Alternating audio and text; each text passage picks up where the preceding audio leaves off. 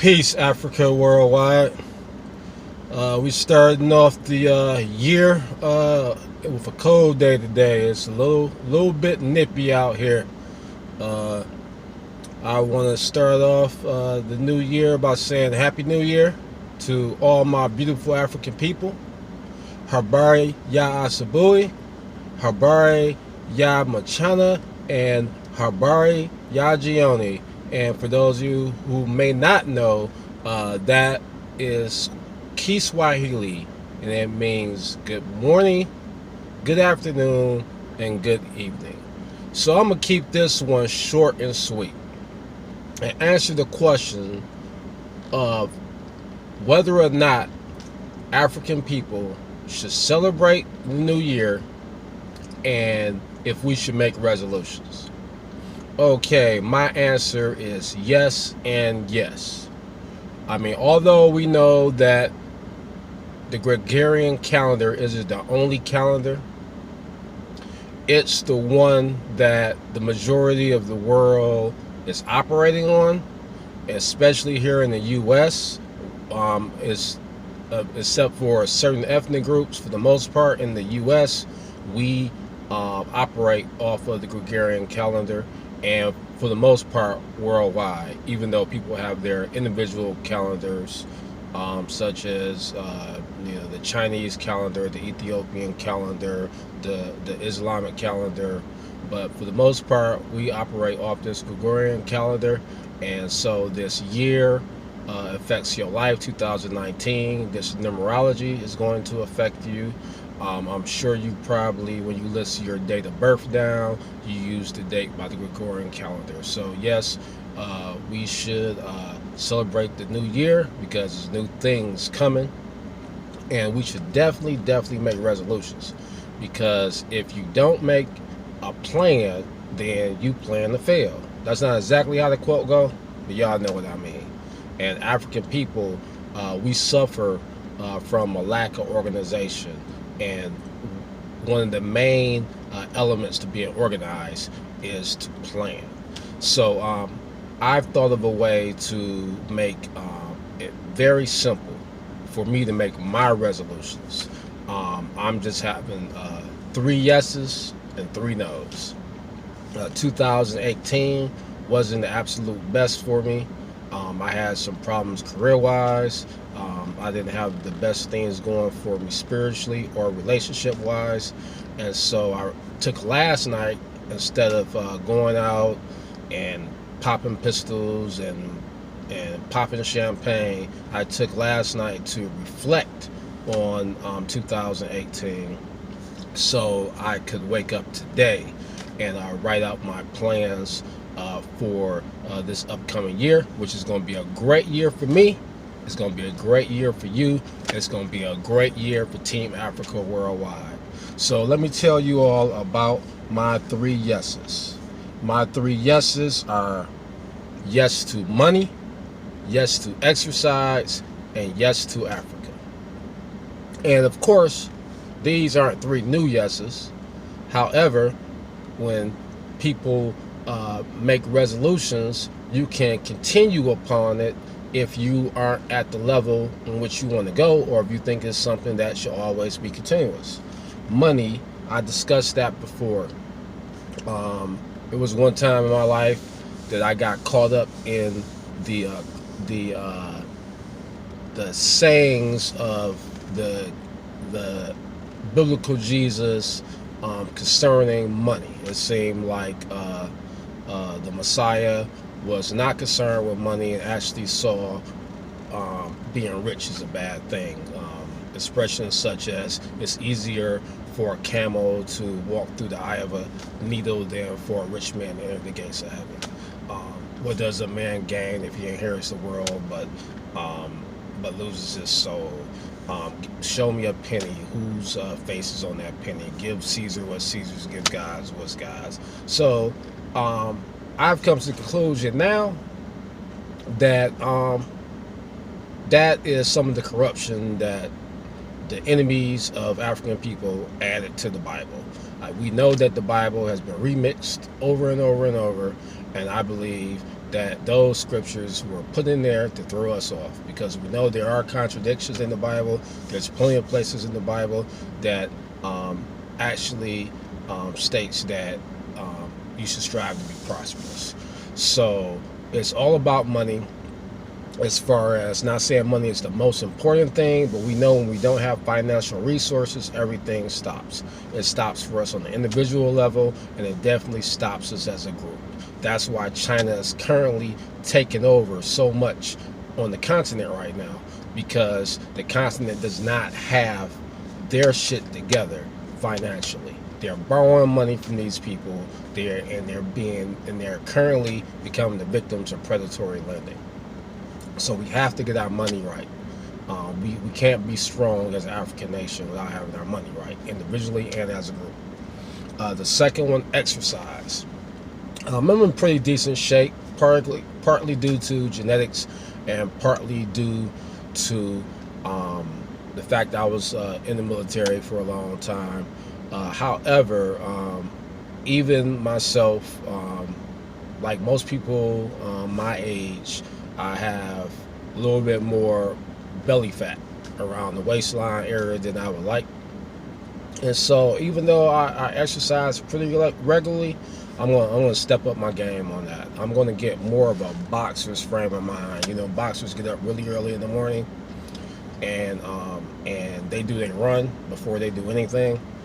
And same thing with warriors. And I mean, we are all spiritual warriors. When you have a healthy body, you have a healthy mind. I've said that in the past. You can't have a healthy mind if your body is messed up. I mean, even when people suffer, conditions. I mean, Stephen Hawking was a brilliant man.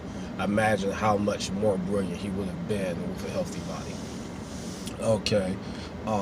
Also, I'm going to talk about Yes to Africa. What I mean, I'm sticking by my decision to go on at least one vacation to Africa every year. In my personal opinion, we shouldn't be spending our money to go to Europe and those tourism dollars going to Europe. We shouldn't be spending our money to go to Asia and those tourism dollars going to Asia. We shouldn't be spending our money to go anywhere but Africa. It's supposedly 52, 54 countries there. If you visited one a year, it would take you 52 years. So you can't say that I want variety and I want to go to different places, because, hypothetically anyway, it's different places, even though I only believe in one Africa. Also, I just want to, when I say yes to Africa, I'm talking about being African-centered. A lot of times when we think from a European perspective, because Europeans run the world. And we have to ask ourselves a lot of times when we are thinking over decisions, am I taking an African point of view? Because usually the African point of view is going to be the best one. I'm not saying always, of course. I mean, we African people have made and continue to make a lot of mistakes. However, I believe that if we go back to our pre-slavery and pre-colonial mindset, we can set a lot of things straight. So yes to Africa. And those are my yeses. My no's, I'm going to put it out there. I'm a pretty candid person. Some people will say, that's TMI, but I'm going to put it out there. My no's are no to porn, no to strip clubs, and no to fast food. Okay, let me break those down. I made one video about protecting the black woman at all costs. And I just seriously believe if you are participating, even as a viewer of porn, if you participating even as a viewer to any of that stuff, that is not harmless. That is not protecting or respecting the African woman. Because even if a person is participating in a particular act, unwittingly, you can still be a victim, even if you don't consider yourself a victim. And I believe that every one of those so-called stars or models or actors are victims. A lot of times people go through a lot in their childhood, and they suffer mental scars, and so they just don't have their heads on straight once they reach the age of 18. And we got these predators out here who are preying on these young girls at the ages of 16 and 17, just waiting for their 18th birthday. And then once they get these women in porn, it's kind of hard for them to live a regular life after that. And so they're stuck in that for years and years and years, until they're no longer physically attractive anymore.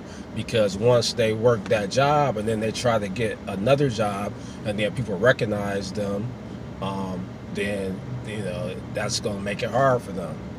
So know the porn that is not respecting and protecting the black woman. We got to put an end to that. That's what I'm gonna do personally, and I think I would advise unsolicited advice. I know, but that's what I do. I offer unsolicited advice because I consider myself a leader. We as black men need to leave that porn alone. Also, strip clubs. The whole strip club culture is bad. It's a waste of money from a man's perspective.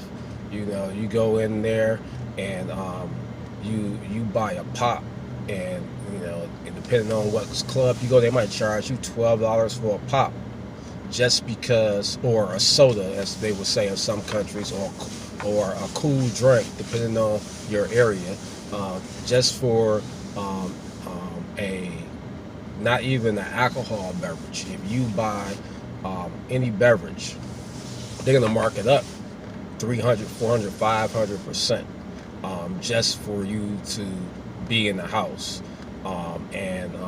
That's also, it's just not respecting and protecting the African woman, because like I said in the past,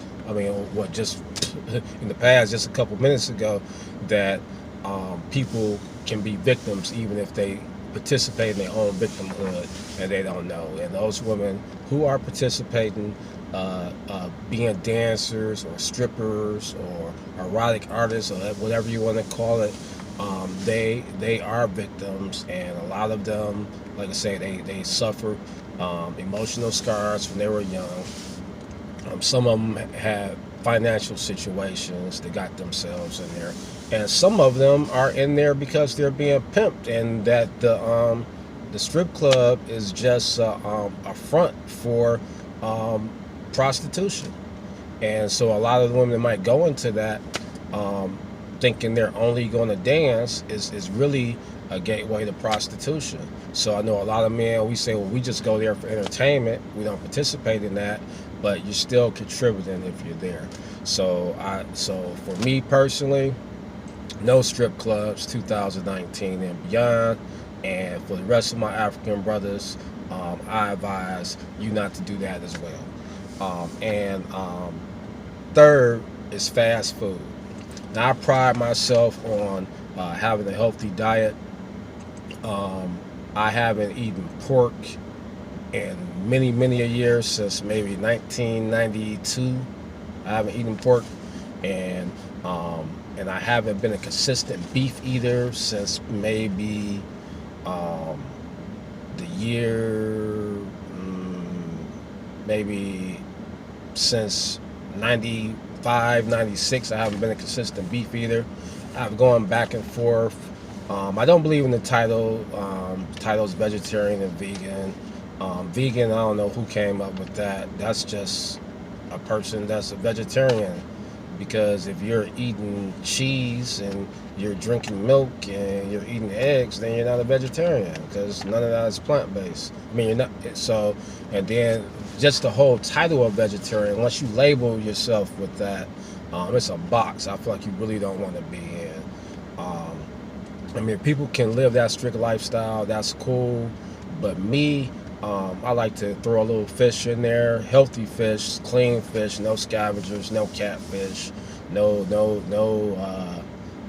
shellfish, crab, lobster, all of that stuff. That's bottom feeders. That stuff was created by the Most High to keep the oceans clean. You're not supposed to be putting that in your body. Same thing with the pig. I know people say bad things about chicken, and this year I'm taking chicken back off the list, but I think I am going to eat some turkey. I'm going to do a little research. I don't know if turkeys are as dirty as chickens. But what I'm not going to do is I'm not going to go to the fast food restaurant, go through the drive-through window because I'm busy and I feel like I need a quick bite to eat, and get some fast food and think I'm being healthy just because I'm not eating pork, just because I'm not eating cheese, and just because I'm not eating beef, that try to fool myself into thinking that I'm doing something healthy. I mean, trust me, people, what is it called? A fish fillet meal, fish fillet combo from McNasty's. That is not a healthy meal. Yeah, you're eating fish and no pork and no beef, and you can say no cheese, but at the end of the day, that's some deep fried poison. So me, myself, no matter how busy I am just going to either eat a meal at a restaurant, which can be expensive.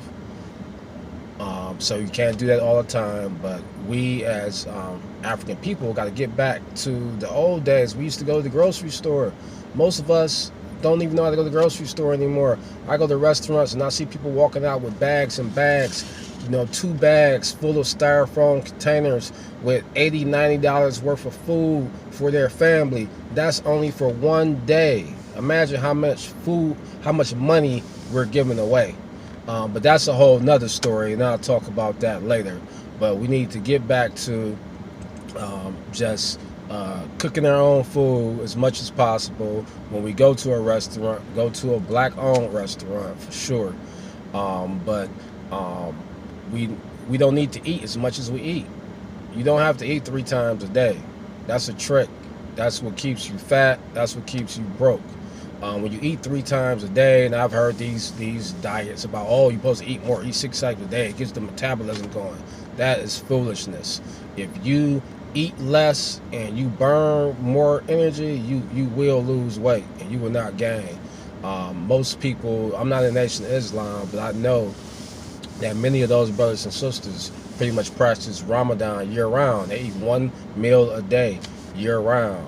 So even if you miss a day of eating, it won't kill you. It really won't. The human body is set up to go long periods of time without food.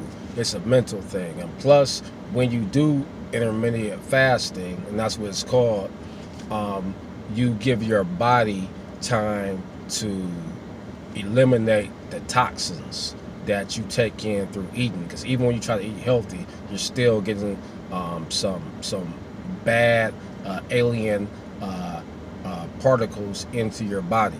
And when you fast, you give your body time to heal. But if you're constantly putting food in,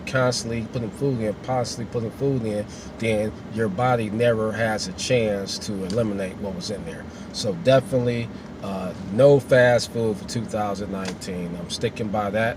I promise you, Team Africa Worldwide, I promise myself. And my unsolicited advice is that you do the same thing. You didn't ask for my advice, but that's what I do. I give unsolicited advice because I'm a leader. With that being said, I am out for this video. I usually say Kwaheri because I am currently learning Swahili, and we're going to discuss that too. Kiswahili, which is the proper term. Key meaning language. But Kwaheri is only for one person, and I believe it's Kwaherini for a group. I'm going to research that. So I'm going to stop saying Kwaheri because I'm talking to more than one person. I'm going to verify what the word, Kiswahili word for goodbye is for a group, and that's what I will be using. Well, thanks for checking out your boy Konate, and let's get it to 19 2019, this is our year.